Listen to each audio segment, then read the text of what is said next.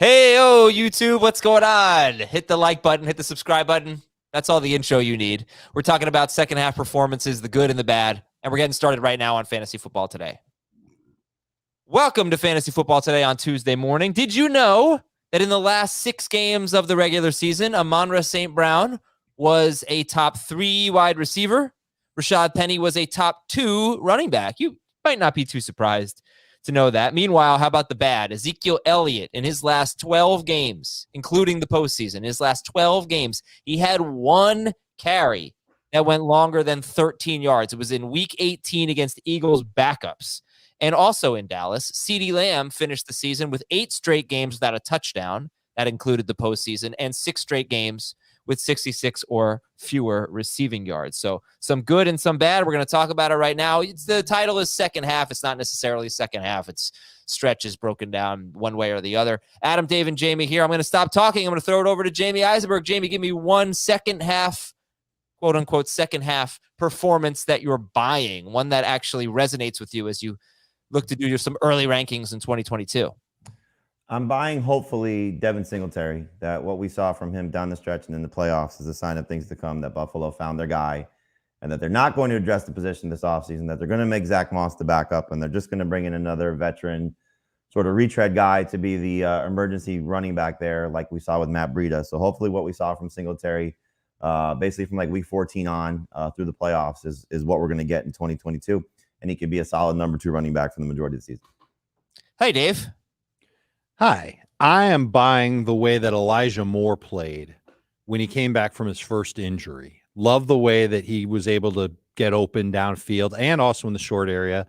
Did well with the backup quarterbacks with the Jets. Started to get some positives going with Zach Wilson. I would imagine that as Wilson gets better as a quarterback, he'll help Moore get better as a wide receiver. Both of them obviously going into their second year. And I'm kind of banking on the fact that the Jets fortify that offensive line just a little bit more. That'll be a strength. Wilson, Moore, they're going to be able to be excellent, and they take that step forward in their second season. And the Jets passing game actually helps fantasy managers for once in the franchise history, I guess. He's somebody that I'm very excited about for next year. When was the second half? From week 6 to week 10? I mean, it wasn't the whole second half, obviously, but when he came back from the injury from the beginning of the year, I thought he played great. And then once he got hurt again, obviously you can't do anything with that. So his second half, not exactly the last 8 weeks of the season or whatever, but the second half, someone who I'm buying who had a great second half of the year, second half of his year. Right. Yeah. So it's basically from, you start with 6 catches for 67 yards in week 8 against the Bengals. That's not bad. And from that point on, he was really good. He scored 5 touchdowns in the next 5 games. He had an 84-yard game against the Colts, 141 yards against the Dolphins, 77 yards against the Eagles. This is Elijah Moore we're talking about. And remember watching it, he's beating Xavier Howard. He's beating Byron Jones. He's beating Darius Slay. He really had a great finish to his season, but he missed the last 5 games with a quadriceps injury. Okay, how was Valentine's Day, guys? Lovely? It was pretty good. Baseball practice. It was fun. Oh, right. We had baseball practice. We brought in Greek food. I tried some Greek food that I've never had before. I'm not sure if I'm pronouncing it right. Kofte or kefte. They're like meatballs, but not necessarily like meatballs. Oh, good description. Ground meat there's like mint in there, like a hint of mint. And the one that I had was in like this tomato stew with some feta cheese. It was really good. Yeah, it's hard to find bad Greek food. Almost every dish is delicious. You like moussaka? Never had it. That might be next on the hit list. That's your next. That's it's like an eggplant, ground beef, kind of macaroni type of thing. It's how eggplanty is it? Because I'm not a big fan of eggplant. I guess it's fairly eggplanty, but I think you can get past it. I really do. Try it. My kids laugh every time they text an eggplant emoji. I don't know why. It's just a vegetable, right? For moussaka, they want you to get them some. I guess so. I don't know what's up with that. All right, so Jamey's buying Devin Singletary. Well, hoping to buy Devin Singletary. He really was the lead back, which we just had not seen in Buffalo. In his last 5 games, he was top 3 running back, actually. Not as good as Rashaad Penny, but he was quite good. And Dave said Elijah Moore. Okay, so a second half performance that you're selling, Jamey. I'm selling that CeeDee Lamb is bad. I think you're going to see a much better performance from him in 2022, his third year in the NFL. I think what Troy Aikman said, they're going to take to heart, when he, really was frustrated, and I think a lot of fantasy managers as well, from the playoffs basically through the final 3 games of the season. So, if you backtrack, where they just weren't throwing them the ball, and as Aikman said, when you have a great player, you got to get him going. And I think Kellen Moore will listen to that type of philosophy. I think Dak Prescott will listen to that type of philosophy. I think they'll go in knowing, whatever their receiving core is going to look like, because Michael Gallup's a free agent. If he does come back, he's coming off an ACL. Dalton Schultz is a free agent. We'll see if he comes back. So, 2 important pieces that they may have to replace. But in any event, I think CeeDee Lamb is going to take that step forward that we had hoped to see in his sophomore campaign. I think they'll realize their mistakes, and I think you'll be pleasantly surprised with what CeeDee Lamb will do in his third year in the NFL. Yeah, so when you look at Lamb versus, I think we've had this debate before, but let's do it again now that we're fresh off the Super Bowl. Lamb or Higgins? I think I have Higgins higher. I'll probably go back to Lamb, but I think it's close. And how much does Michael Gallup's presence matter? I just gave Dave a quick assignment to look up CeeDee Lamb's splits, yards per target in the slot and out wide, which I thought was pretty dramatic last year, as I recall. So as he looks that up, Jamey, how much would a Michael Gallup return affect him if we assume right now that Gallup won't be back? I think you'd actually like to see Michael Gallup back, as opposed to them making a big move there, and it'd be a surprise, but, we didn't expect them to draft CeeDee Lamb after they signed Amari Cooper to his deal. So they're not opposed to, going big on the offensive side of the ball, the skill position spots.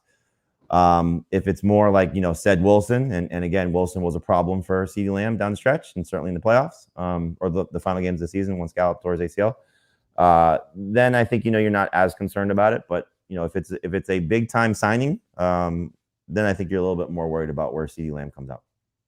I just think it's, you could put him inside, you could put him outside. It's more just a matter of getting him going early, featuring him in the offense. It's not a matter of where he lines up. It's a matter of just getting him the ball, because he's going to win wherever he is. They just have to give him the opportunities to have that success once he does win. He really did win wherever he was. I'm looking at the splits that you asked for, Adam. His catch rate was 64.8% when he was out wide, 66.7% when he was in the slot. So very good in both situations. Yards per target, out wide, 9.9. In the slot, 8.2. It's par for the course. I don't think that's what's up. That's a pretty big difference. It is, but it's not like I don't think there's one that I don't think it necessarily means that he's worse at one than the other. Like he was much worse when Gallup played. Except the last 2 games, week 18, when he had Dak Prescott threw for 5 touchdowns and he had almost nothing. And then the playoffs again, almost nothing. But I mean, that was what was so frustrating to me. So I had this beautiful narrative. What's wrong with CeeDee Lamb? Well, he's playing in the slot. And when Gallup was out, he wasn't playing in the slot that much, and he was out wide, much better. And then Gallup got hurt, and I thought, all right, problem's going to be solved. And it just wasn't. So that ruined my narrative a little bit. But I will tell you that the numbers were much better when Gallup was out for those 7 games. And his numbers, Lamb's numbers were great when he did line up wide. He's just more explosive plays, 10 more explosive plays when he was out wide compared to in the slot. And he ran more routes from out wide than in the slot, but still just a huge comparison. Higher air yards per target, higher yards per route, yards per catch, route depth, all yards after catch per reception. All the metrics suggest that he was more explosive when he was out wide versus the slot. Yeah, and I don't think that, if I recall, I don't know if you could look this up, I don't know that was the case in his rookie year. So it doesn't necessarily mean that we can look. We got it. Yeah, I don't know that would carry over, but that is what happened. At least that's what the numbers would say. All right, and then Dave's going to tell us the second half performance he's not buying. Real quick, though, I'll tell you, hey, now's the time. Football's over. We got a lot of sports that are going on right now. It's a great time in sports. Hopefully baseball can get its act together and get going. But you need to get that CBS Sports app. It is a great app, by the way. Scores are right in front of you when you open it up, and you can stream anything that's on CBS, for example, right from your app. It's not just the best scoring app on your phone, but it's also where you get breaking news alerts and stories by us, by Dave and Jamey and Heath and Chris and Prisco and etc. Standings, schedules, team pages, and all the sportsy digital stuff you're used to Of course, if a game is airing on CBS, you can stream it on the CBS Sports app. So download it, re-download it if it's got that little cloud logo next to it on your phone. And you know we love those 5-star ratings, so don't hesitate to drop one of those for the CBS Sports app. Adam, do you know how many routes CeeDee Lamb ran from lining up out wide as a rookie? Probably not that many. Take a guess. 1 through 1,000. Take a guess. Jamey, you can guess too. 58. 58 for Adam. Jamey, you got a guess? 75. No, I'm going to go 103. You're both too high, and both your guesses are too high. 31. So the data that we've got from his rookie year, he ran 483 routes from the slot. He was their slot guy last year, and they moved him out wide. Or 2 years ago, he was their slot guy. Last year, when they moved him out wide, more explosive. It'll be interesting to see how they move forward with him, but the door is definitely open for CeeDee Lamb to take that next big step. Okay, Dave, give me a second half performance that you're selling. I hate to say this because he was so good, but it was the first time in his entire career that he was this good, and that's Rashaad Penny. Finally was able to get over being hurt, got an opportunity to play for Seattle, and finally, after 4 years, he took advantage and looked like a first-round pick at running back. Now he's a free agent. We don't know where he's going to play. We think it's going to be Seattle. It might just be a short-term deal there. But even if it's Seattle, that's a team that's probably not going to give him every single touch and turn him into a workhorse. With Carson coming back, it just makes sense that they could just mix and match those two guys. He was fun to watch, and he was good while he lasted. But I'm going to have a hard time being excited to draft Rashaad Penny no matter where he plays, because I can't imagine that he's going to stay healthy for a long time, or that he'll be a workhorse running back getting 70% of the snaps, something like that. So give me an approximate round that you're thinking if they re-sign him, if he's back on Seattle. What do you think for Penny? I can tell you that in my non-PPR rankings, I've got him as late round 7. Oh, that's really late. Yeah, I don't want him. Okay. I don't want him.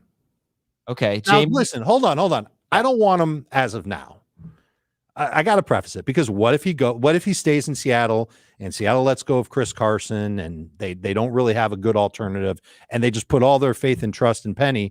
Then the only downside to Penny is what we all know, which is the injuries. There's still going to be that injury risk with him. It's the same type of injury risk that you might assign to Christian McCaffrey or to Saquon Barkley, but it's not going to be at the price tag that those two guys are going to bring on draft day.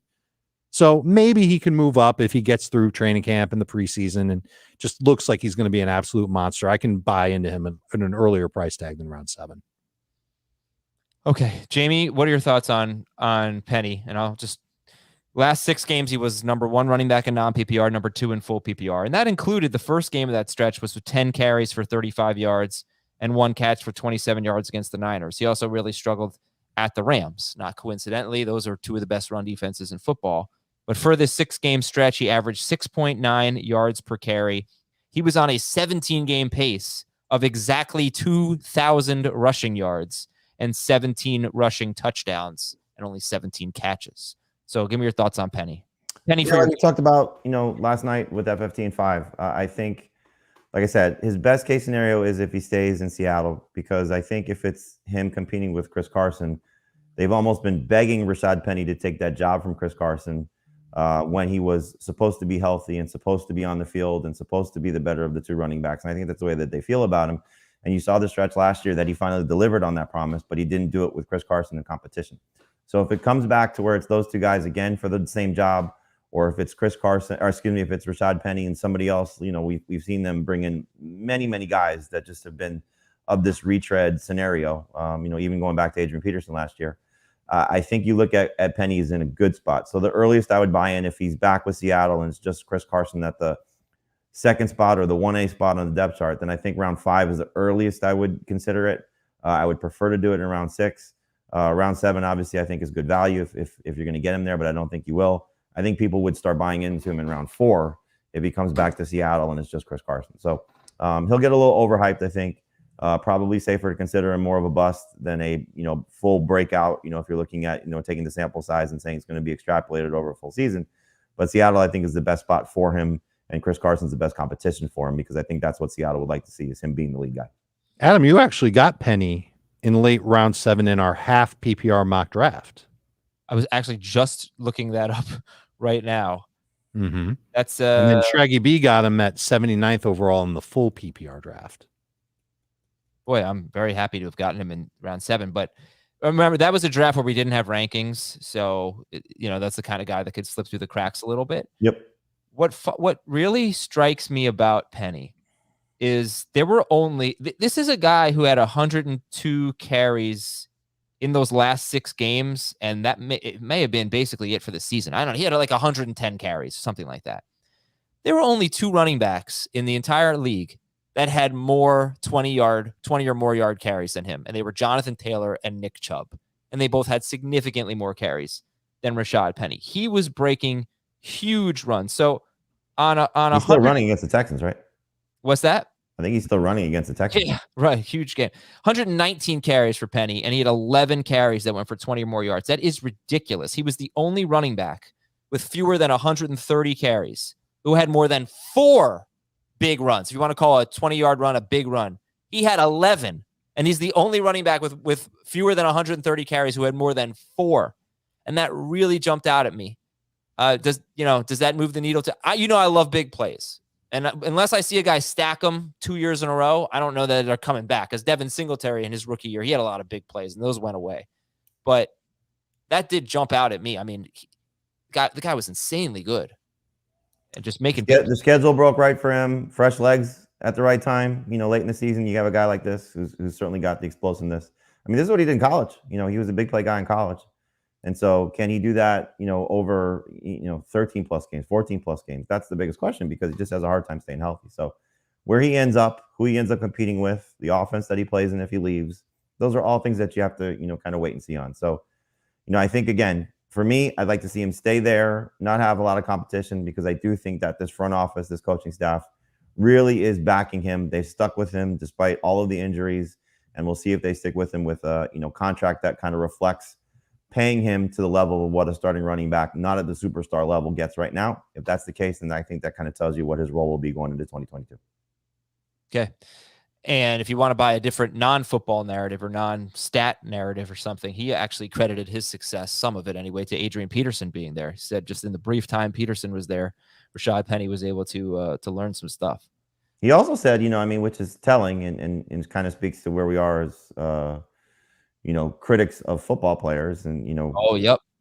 Talking about how the stuff on social media got to him, and he was obviously a bust in the NFL draft, and the comments certainly reflected that, directed at him, about him. We've been critical of him because we had high expectations, where he was drafted and the role he was playing. So kudos to him to overcome all those things, and hopefully he's a more mature person, and it's reflective of his play. All right. I'm going to take a look at a few news and notes, and then we'll get back to the good and the bad from the last half-ish of 2021.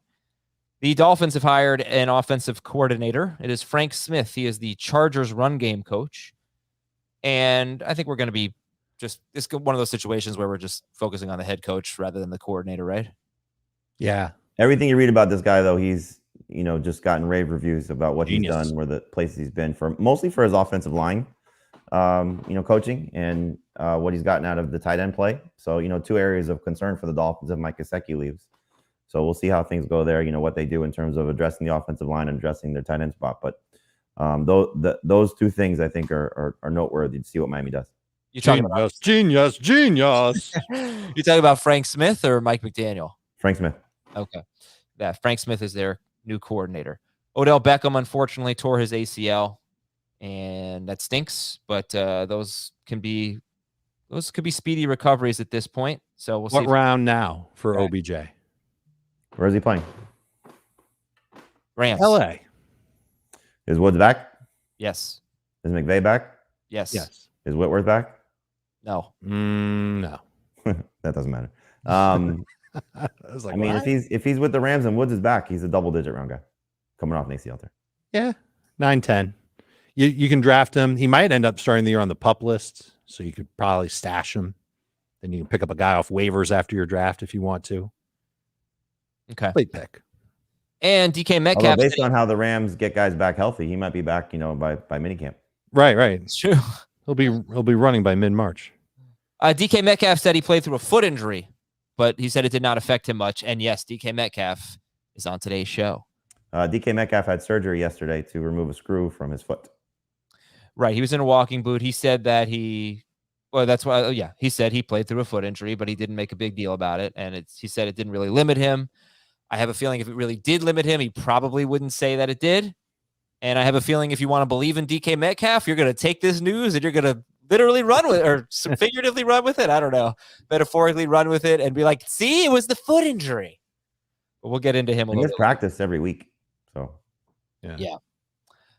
All right. Some of the best of the second half. We talked about Rashaad Penny. Amon-Ra St. Brown was on pace in his last 6 games. His 17-game pace was 190 targets, 144 catches, 1,587 yards, and 14 touchdowns. This is a guy who had double-digit targets in 6 straight games and was a fantasy MVP, Amon-Ra St. Brown. We also wanted to highlight Penny, Singletary. I have Hunter Renfrow and Russell Gage here, but St. Brown deserves the spotlight, Dave. And he who do you buy more, St. Brown or Penny, when you look at those finishes? St. Brown. Why? No hesitation. Well, because first of all, he's a receiver and not a running back, which means that he's probably got a better chance to stay healthy. Just off the top of my head, it's what I'm going to go to with Penny every time. It's just reliability and the chance that he's out there playing for the majority of a season. I think St. Brown showed this coaching staff what he's capable of doing. Not that they're going to lean on him as much. What his targets per game down the stretch? Do we know what that is? Did you say what that was? 11.2. There's no way. Like you heard Lions receiver coach Antoine Randall said at the Senior Bowl, he wants to add like 2 or 3 more receivers to this offense.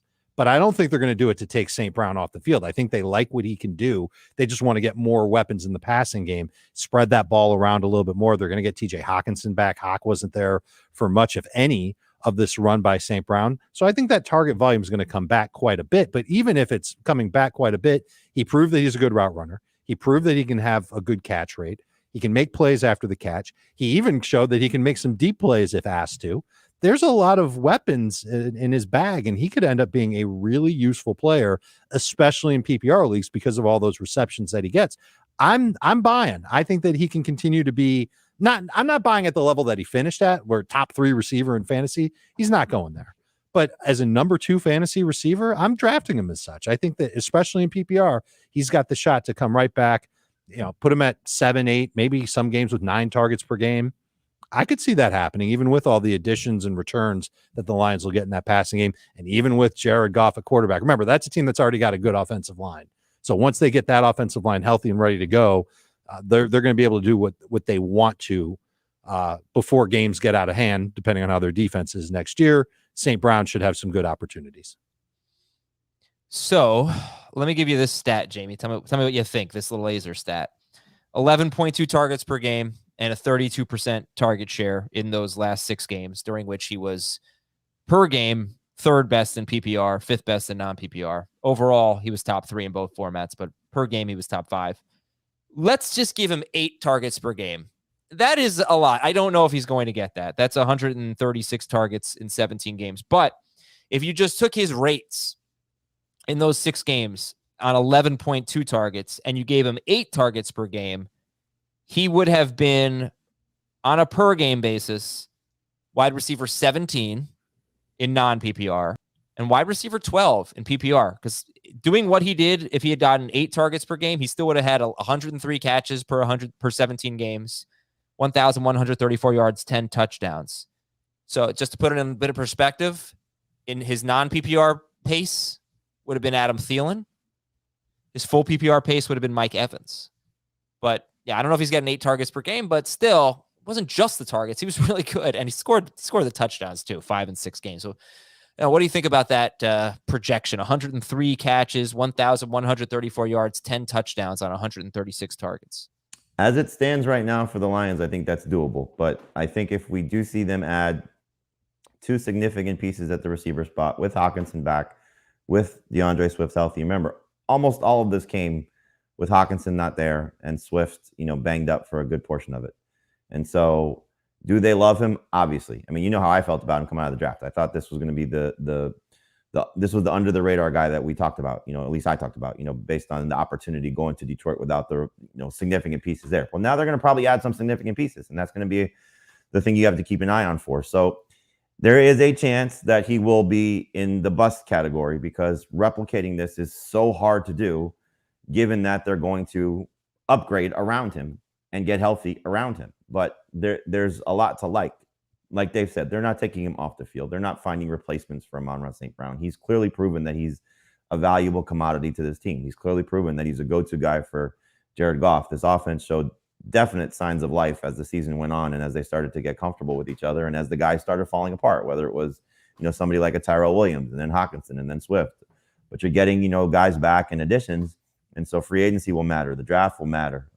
Thankfully, it seems like every mock draft you see, at least at the top of the draft, they're not addressing offense. They're addressing defense. And that's a big need for them is they have to fix that defense. But here's the company that he kept if you're just looking at it. This was something that Mike Clay of ESPN just tweeted earlier this morning. And I think it's pretty noteworthy. You tell me, great receiver, not great receiver. And this is the company he's in. Michael Thomas? Which one? The Michael Thomas? Yeah. Great not receiver. The one who played in the Antonio Brown? Sure. I only know Antonio Brown. Yeah, great receiver. Travis Kelce? Yeah. Jason or Travis? Yeah. Pretty good. Anquan Bolden? He was amazing. Wes Welker? He was very good. All great. Andre Johnson? Never heard. Should be in the Hall of Fame. Marvin Harrison? Hall of Fame. Is in the Hall of Fame. Isaac Bruce, 2 first names. Only second best guy with 2 first names that I know. Larry Fitzgerald? Yes, it's decent. He was not bad. Calvin Johnson? Yeah. What does Amon-Ra St. Brown have in common with all these guys? That's what I want to know. All these guys, 8+ catches in 5 straight games. Wow. He's in that category. Now, there's 3 other guys that you might say, okay, good, but you'd like to see him in the other side as opposed to these 3. TJ Houshmandzadeh, Eric Moulds, and Muhsin Muhammad. So very good players. That's good. Right. Good fantasy contributor. Very good, but not legendary like some of these other guys. Right. All right, let's move on. Real quick though, give me Amon-Ra St. Brown or Michael Pittman. St. Brown. I believe I have St. Brown a little bit higher, barring a quarterback change for the Colts. Amon-Ra St. Brown or Amari Cooper. Is Cooper still in Dallas? Yes. Cooper. I have Cooper a little bit higher. Okay. As far as Hunter Renfrow and Russell Gage. No, I don't. I've got Cooper lower. Sorry. St. Brown. Okay. As far as Renfrow and Gage, Renfrow, he had 3 games all year with more than I don't know. He had 300-yard games, and they were all without Waller. Is there a reason to think Renfrow is a different player than what he's been? Coming off a season where he was top 14 receiver overall, number 10 in PPR with 100, basically very similar to the projection I gave for Amon-Ra St. Brown, not quite as good. 103 catches for Renfrow last year, 1,038 yards, 9 touchdowns, a ton of red zone and green zone targets. That was good. But Dave, is there anything to what we saw from Renfrow after Ruggs, unfortunate incident? I think he's going to continue to be a factor in the offense. The one thing that I loved, there's 2 things I love. The first thing is that something we saw, which is Derek Carr had no problem targeting Renfrow like crazy, especially when Waller was out. And even when Waller came back, Renfrow had some good games. So reliable option. Derek Carr believes in him. Perfect type of slot receiver. The thing that we haven't seen, but I'm going to buy into, is that with Josh McDaniels calling plays, he's the track record of how slot receivers have done with Josh McDaniels and the inside out type of offense that he's typically ran with the Patriots. It leads me to believe that Renfro's got the upside of Wes Welker and all the other slot receivers, that was Julian Edelman, that we've seen in New England, that just continually find ways to get open and be the number 1 read in this type of an offense. And if it's Carr, who's the quarterback still in Las Vegas, then we've got the quarterback who trusts the receiver, and we've got the play caller who's going to draw plays for this specific type of wide receiver. So I'm definitely a fan of Hunter Renfrow in PPR leagues. Okay, and Jamey, Russell Gage, his last 7 games, he was on a 17-game pace of much better than Renfrow. 109 catches, 1,365 yards, 7 touchdowns. That was his 17-game pace for Russell Gage in his last 7 games. And that was really without a lot of pass attempts. Matt Ryan threw more than 33 passes in only one of those 7 games. Obviously no Calvin Ridley in that stretch, but What did you make of that finish for Gage? I don't really have much interest in Russell Gage. I think, you look at what role he filled. It was admirable. He did a great job, stepping up without Ridley there, with Ryan being a little bit more comfortable, I think, with his offensive line, with his new offense, being forced to, lean on him. He's a free agent. I think wherever he lands, he could be a good third receiver, maybe in some cases a good second receiver for whatever respective team he's on. But Russell Gage is still just a late round fantasy pick at all. I don't really buy what he did last year as any indication of him doing anything of significance moving forward. I kind of dig him. Okay. We won't take it. I dig him in the context of when you get past the midway point of your fantasy draft and you're looking for quality depth, assuming that he lands in a place where he's going to be able to play. Looking up the exact same splits that we looked at for CeeDee Lamb, he had a better catch rate. He had caught at least 65% of his passes out wide, 75% in the slot. We knew him coming into last year as a really solid slot receiver option. He proved last season that he can also play out wide. So he's got that versatility. He's not an explosive player. He only had 16 explosive plays all year long. But I think that he can be a good contributor for fantasy managers, not someone that you're going to race up the board to get. But when you're in round 9, round 10, and you're looking, and this is for right now, once we had rookies, he might fall down to round 11 or round 12. And I think that's kind of the area that Jamey was thinking about with Russell Gage, a good type of depth piece at wide receiver that you could plug into your lineup as a number 3 option, or at least a receiver with number 3 expectations. But I think he proved that he can play and be more than just a key backup role player type in the NFL. I think he'll end up being a starter somewhere in the NFL, and he'll end up being a bench piece for fantasy. And a name to keep in mind, again, once you get to pick 100, he's going to be in that range.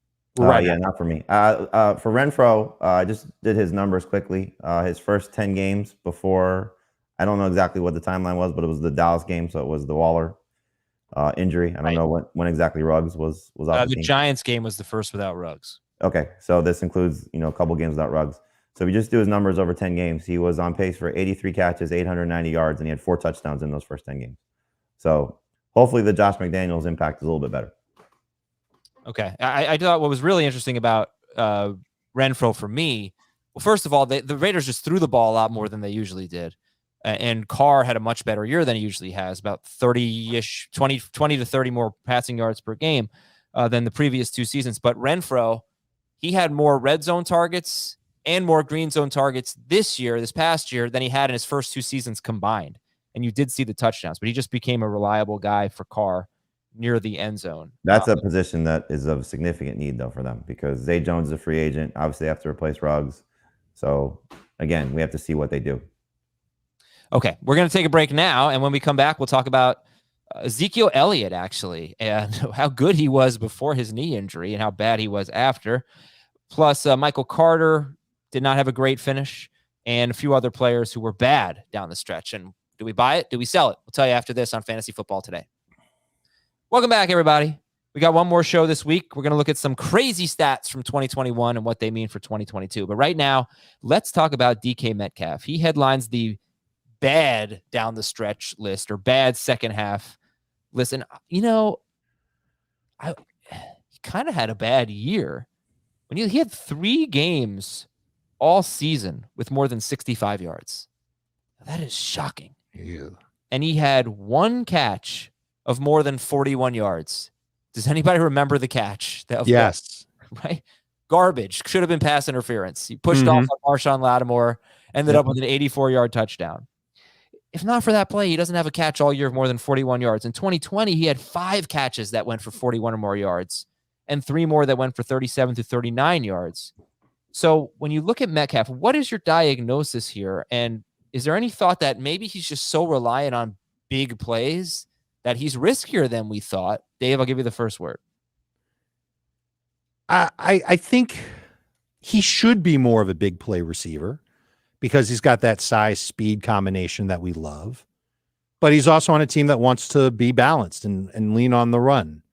The thing that stands out to me about last year, first 8 games, and this happened to him in 2020 as well, right? Where he started off the year going crazy, and then the second half of the year, changes were made. This is in 2020. Changes were made to the offense. He wasn't nearly as good. He averaged over 17 PPR points per game in 2021, first 8 games of the year. Then the Seahawks had their bye, and then he only had one game with more than 15 fantasy points the rest of the way. What scares me is that Russell Wilson in the second half of the year was pretty good. He had a lot of games north of 20 and 22 fantasy points per game in 6-point per passing touchdown leagues. He wasn't amazing, but he was a startable fantasy quarterback, and he was getting it done without DK Metcalf having a huge role. Metcalf ended up being a very touchdown reliant. We talked about the yardage already, type of wide receiver. I'd love for him to become more than that. The fact that he hasn't yet does scare me off of him a little bit, but there's just, it's obvious upside with him, because if he can put it all together, we already know that he's a great red zone threat, great end zone threat. He just got to get more of those big plays and more of those big play opportunities for him to come through and be potentially a top 5 fantasy wide receiver. It's going to be a little bit hard to do as long as Tyler Lockett's there, because Lockett can do the exact same thing, and he's proven it. He was the guy that Russell Wilson connected with the most really over the course of the season. And there's some trepidation in drafting DK Metcalf. I really don't want to do it as a top 12 type of fantasy receiver. You know, Jamey, he still got a lot more targets than Tyler Lockett. He was so much worse on a per target basis, but he still was the number 1 guy in terms of targets for Russell Wilson, I think pretty clearly. And that was a trend that started in the second half of 2020 and continued into 2021. So, well, give me your overall thoughts on DK Metcalf, who in his last 9 games, that was when Russell Wilson came back from the injury, he averaged 5.3 yards per target. That is awful. In those same 9 games, Lockett only actually played 8 of them, averaged 12.16 yards per target, more than double DK Metcalf. So the targets were there. He just was not coming up with the production.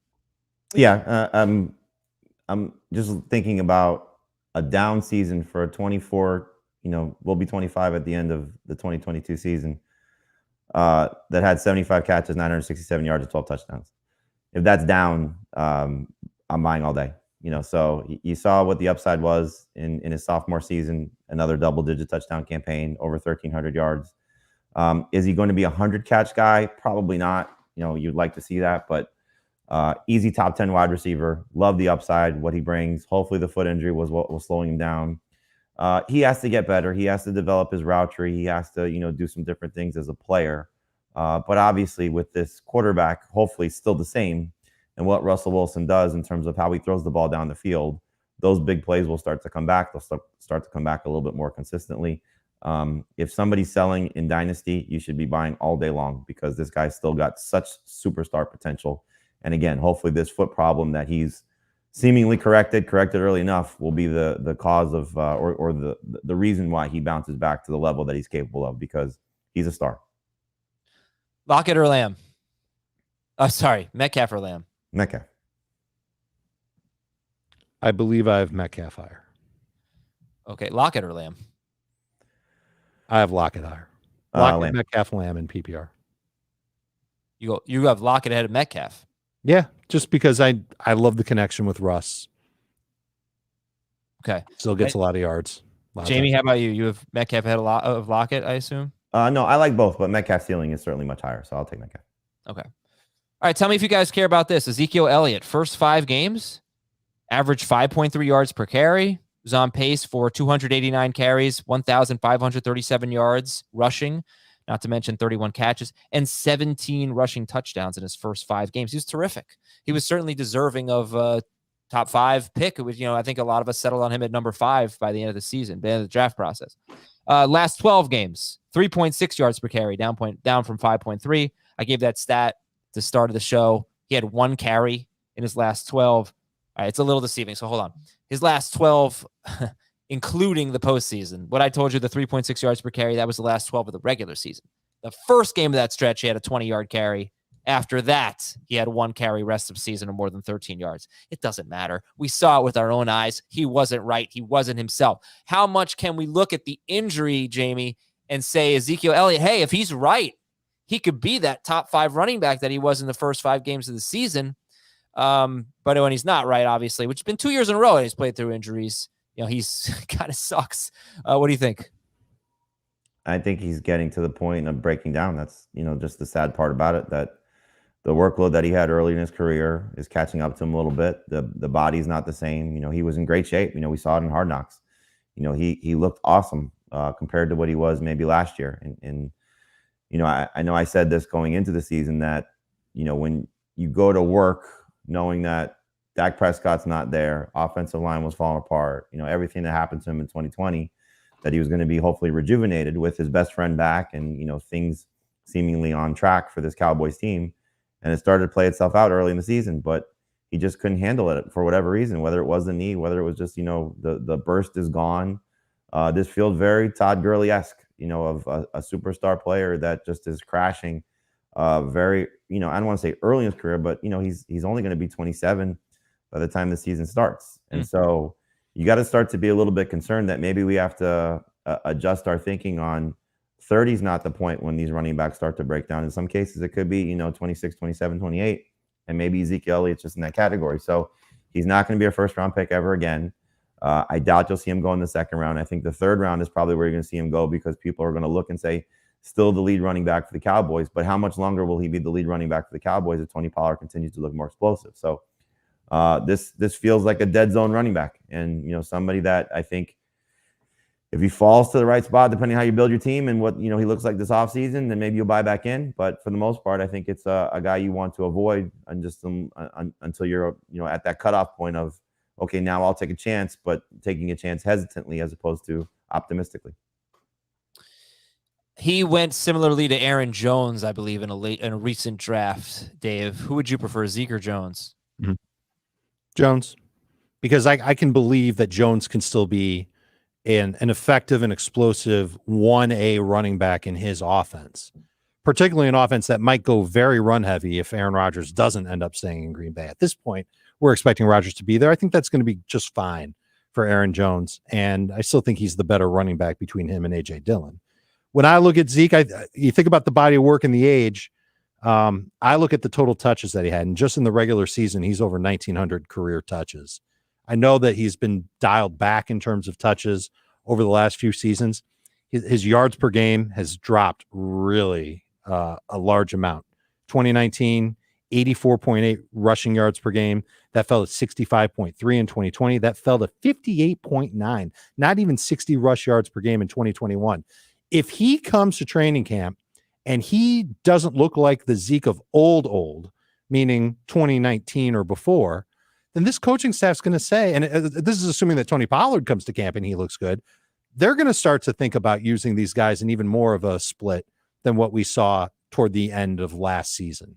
So I'm more excited to draft Pollard a few rounds later than where we're going to see Ezekiel Elliott go. And there was a part of me that wanted to really be bold in my rankings and put Pollard ahead of Zeke, thinking that Pollard will end up being the better running back in Dallas.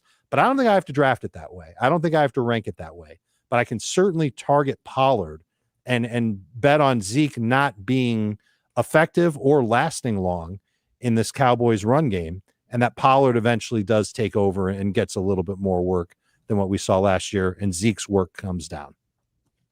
I assume Pollard would still be behind A.J. Dillon, though? Yes. Okay. This is as of now. So Dillon, in this scenario, Dillon would still be the highest drafted, maybe Kareem Hunt. I don't know if he's back with the Browns. Number 2 running back. Who's the first tandem running back that gets drafted? Dillon? That's Pollard for me. Oh, really? It's Dillon for me. Interesting. Yeah, and that's obviously, depending on what happens with Aaron Rodgers. Okay, I have 2 more players on the list, DeVonta Smith and Michael Carter. Now, DeVonta Smith is really just a targets thing. They changed their offense, went very run heavy, started with the Lions game, and they were one of the better teams in football, just record-wise, in that stretch when they just basically became the Ravens of the NFC East. And that was 9 games for Smith, not including week 18, where he played 19% of the snaps because they were just playing their backups. In his last 9 games, he was on pace for 89 targets in 17 games. Yikes. So I don't think we have a problem with Smith's talent here or anything like that. It's simply the targets and the offense. Can he overcome this? Dave, you can have the first word on DeVonta Smith. When would you draft him? And there's a lot of questions here, but do you still think he has elite upside, DeVonta Smith? I think he's got the talent. I'm worried about the quarterback, and I'm now worried about the offense because the Eagles, after what they experienced this year, I think they know that they need to make improvements in their passing game, but they've got to be so confident in their ability to run the football. And I think they're going to stick with that for as long as they can. And it might end up being for a while because they're pretty good at running the football and they're pretty good at identifying running backs that can help them run the football. And I am worried about the target share and targets overall for DeVonta Smith. Great talent as a wide receiver, still love him, but it's not just the fact that he's not a candidate for 120 targets. How many of the targets that he will get are going to be catchable? And I think that's going to be an issue where if he were playing with a great quarterback and someone that was just a great thrower, I don't think we'd think about it at all. But because Jalen Hurts has been inconsistent as a thrower, it is a concern. And so I've got him as a round 6 pick right now in PPR. And I don't love it. I really don't. I'm nervous that might be even a little too high for a guy as talented as Smith is. Jamey, I assume Amon-Ra St. Brown's ahead of DeVonta Smith? Yes. But this is such a off season to follow because, they're in the Deshaun Watson conversation. Sure. They just lost Brandon Brooks. They might lose Jason Kelsey, so what's this offensive line going to look like? Well, they have as much success running the ball. And do they need to throw the ball a little bit more and be a little bit more balanced? That's the next evolution of what obviously they're going to have to get from Jalen Hurts if he stays there. Do they invest, in their skill positions with those 3 picks, in the first round? Do they go out and get another wide receiver after drafting, one each of the last 2 seasons? And, you could say, potentially that they whiffed on both those guys, not necessarily putting it on DeVonta Smith per se, but, when you're not getting the production from that spot after Jalen Reagor was a flop and then Smith just did not have that type of season, are they a little gun shy to go out and invest there? Or do they go maybe the more veteran route, maybe get it, a proven commodity and that impacts Smith as well? So there's just so much, I think, to keep an eye on here with this team. Now, every mock draft you see is they're investing on either defense or their offensive line, which makes a lot of sense. But in any event, if they do decide to change the quarterback, which I think Watson's the only really significant upgrade out there, barring a Rodgers or Russell Wilson, or do they, add other pieces there? So I think it's a wait and see approach for DeVonta Smith. If things stay the same, it's a defensive heavy draft for them. It's an offensive line slanted draft in some capacities, and it's Jalen Hurts and Smith as the lead guy. I think you should still consider him a very high-end number 3 wide receiver with the chance to take a step forward in his second season. I don't know how you guys quantify catchable targets, but without going back and looking at every single target, one of the things that I'll do is I'll find how many catches a receiver has, how many drops a receiver has. I'll add those 2 numbers together. I'll divide that by the number of targets. And that gives me the type of rate that I'll believe a receiver had catchable targets. For DeVonta Smith this past season, it was 64.5%. That's low. You expect that number to be significantly higher for pretty much any receiver in the NFL. Yeah, definitely needs better quarterback play, but also needs more targets. Is that just, it's a bad double whammy. I don't want him to be Marquise Brown, because just not enough volume there for Brown to ever have really broken out until this year. And then he did it for about half the season. He was almost on this list, by the way. Michael Carter was the last guy I wanted to talk about here. I think it was just more, I think we were disappointed in his role when he came back from the injury because Robert Saleh was talking like Michael Carter was going to get right back into being a feature back with a heavy workload, and it did not really happen. He was trending that way before his injury, which happened in week 11. And then last 4 games, he had 8, 16, 3, and 9 carries. So, Jamey, where are you drafting Michael Carter right now? Round 3, 4 range, depending on how the running backs come off the board. What'd you say? Round 3, round 4? Mm-hmm. That's pretty aggressive, I'd say.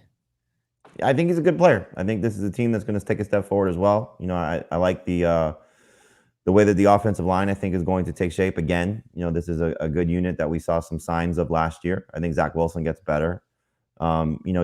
Yes, the play from Zach Wilson needs to improve. Relying on his backs as weapons needs to improve. I think we saw some of that toward the end of the season. I'm not going to penalize Carter so much for coming back from the injury, especially those final 2 games when he's playing Tampa Bay and Buffalo following the Jacksonville game. So you look at those 2 run defenses and just I'm sure the game plan going into it was not necessarily to let's try and run it down their throats. Now, you'd like to see more than 3 carries against Tampa Bay.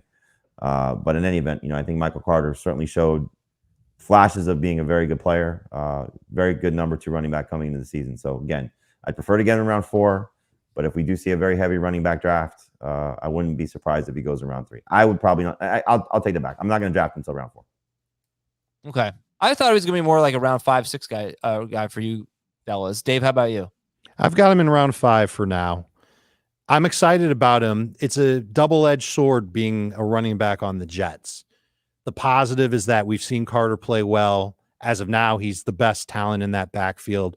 And we've seen the coaches give him, especially late in the year when he was healthy, they gave him a game or 2, I believe, with 70+% of the snaps. We've talked about the Jets offensive line already a lot on this pod.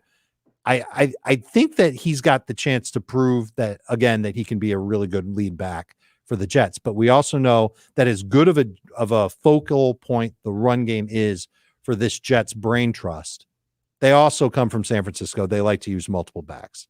So I don't know how often he's going to be in a situation where he's getting 70% of the snaps, 75% of the snaps, 20 touches per game. That holds me back just a little bit. Love the talent. I know that he can be a good 3-down player. I wish he was a better pass blocker in his rookie year, because I think that would have earned him even more run for next season. But I'm happy to take him in round 5. I'm not ready to take him in round 4, at least not in full PPR.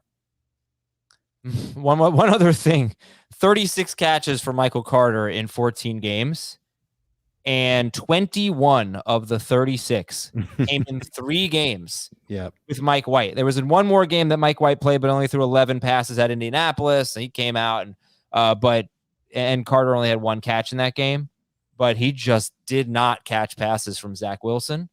Certainly not saying that would continue, but it is worth noting. 21 of his 36 catches came in 3 games. And in those 3 games, Mike White threw almost all the passes. Zach Wilson threw something like 10 before getting hurt in the first of those games. But that was fun. That was a fun. Is Mike White starting this week? Because fire up Ty Johnson and Michael Carter in your PPR leagues. All right, that's it for today's show, guys. Good stuff. Good stuff. Great second half of this show. So hopefully we'll carry that momentum into our Thursday episode with Chris and Heath, I believe. We'll talk about who's on that show, Shrag. Yeah, Chris and Heath. Chris and Heath. We'll talk about some wacky stats from 2021. I always love those types of shows. Going to borrow some stats from Dave. He's got wacky stats coming out his ears. All right, we'll be back on Thursday. Check out Fantasy Football Today in 5 and download the CBS Sports app. And have a great day, everybody. See you.